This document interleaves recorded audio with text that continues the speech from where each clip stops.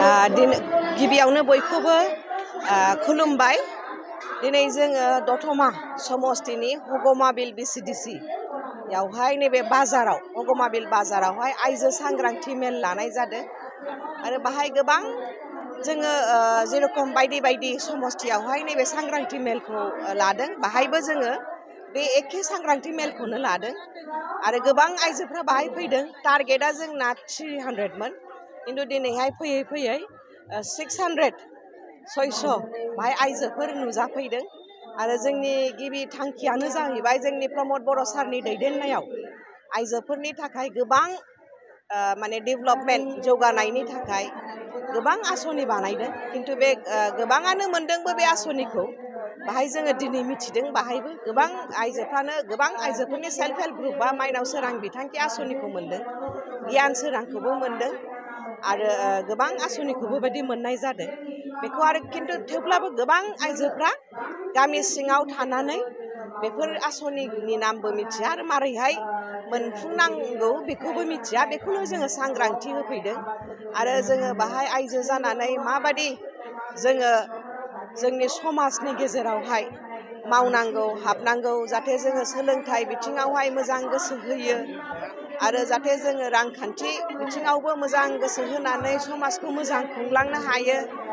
जोंनि समाजनिफ्राय जाहाथे जोंनि लाइमोन सेंग्रा सिख्लाफ्रा ड्राग्सखौ माने लाया, बेबहार खालामा, जाहाथे जोंनि आइजो फरायसा फरायसुलिफ्रा जाहाथे माने मोजाङै फरायलाङो, स्कुल ड्रप आउट जाया आरो जाहाथे जोंनि बड'फानि नामावहाय बे सुपार 50नि जे आसनि बेखौबो जाहाथे जोंनि नैबे ओनसोलनि गथ'फ्रा बेखौ बुजियो मिथियो आरो जाहाथे बेहाय बिथांमोना खाबुखौ लानो हायो। गोबां दा जों नुदों जोंनि नैबे बिटिआर ओनसोलनि गथ'फ्रा गोबाङानो डक्टर फरायहैनो बा इन्जिनियारिंआव स्कप मोनदों बा UPSCआव स्कप मोनदों, APSCआव स्कप मोनदों आरो APSC लेभेलावबो मोजाङानो पास जानानै आरो गोबां लाइमोन सेंग्रा सिख्लाफ्रा मोजां खाबुखौ लानो हादों। आरो जोङो माबादि ट्रेनिं लानानै आइजोफ्रा गावनि जिबिका गावखौ जेरखम फसंनो हायो बेखौ जोङो सावरायदों।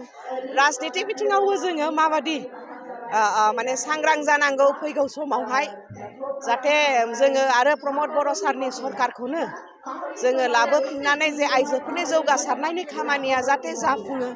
आइजोफोरनि थाखाय जिहेतु बिथाङा आवगोलावनि सरकार आइजोफोरनि थाखाय जेबो बेबायदि सेपारेट बाजेट दोनाखै, किन्तु प्रमद बर' सारनि दैदेननायाव आइजोफोरनि थाखाय सेपारेट बाजेट दोनदों। बड'लेण्ड वुमेन इम्पावारमेन्ट मिशन बानायदों। दा 650 हिन्जावफोरखौ बड'लेण्ड वुमेन चेम्पियन बानायनो थांगासिनो दं। गासिबो 420टा बिसिडिसिआव जोंनि थेंफाख्रिनि माने आसनिखौ थेंफाख्रिनि आसनिखौ बानायनानै साफा बिसिडिसिआव जाहाथे आइजोफोरखौ मोजाङै दैदेननो हायो, जाहाथे बियो मावहैनो हायो, जोंनि आइजोफोरखौ स्रां होनो हायो, बिनि थाखाय बेफोर खामानियाबो जागासिनो दङ। हेन्डलुम मिशनाव दिनैहाय लाख आइजोफ्रा इनभल्भ जाबाय। जोंनि प्रमद बर' सारनि होननाय बादि दा अमाखौ जाहाथे जोङो बड'लेण्ड ओनसोलनिफ्रायनो सारा नर्थ इस्ट आरो भुटानावबो जाहाथे बेनिफ्रायनो साप्लाइ थाङो, माने बायदि पेकेजाव बेफोरखौ खामानिखौ मावगासिनो दङ। सेरिकालचार मिशनाव जाहाथे जोंनि नैबे गोदोबो नैबे ओनसोल बर' ओनसोल बा बिटिआर ओनसोलाहाय जोङो इन्दि खुन्दुंनि थाखायनो सिनायजायोमोन माने मुलुगनाङैनो, आरो दा जाहाथे जोङो मुलुगनाङैनो जोंनि बर' आइजोफ्रा सेरिकालचार बा इन्दि दानो लुनो रोंनायनि थाखाय सिनायजायो, बेखौ जोङो मावगासिनो दङ।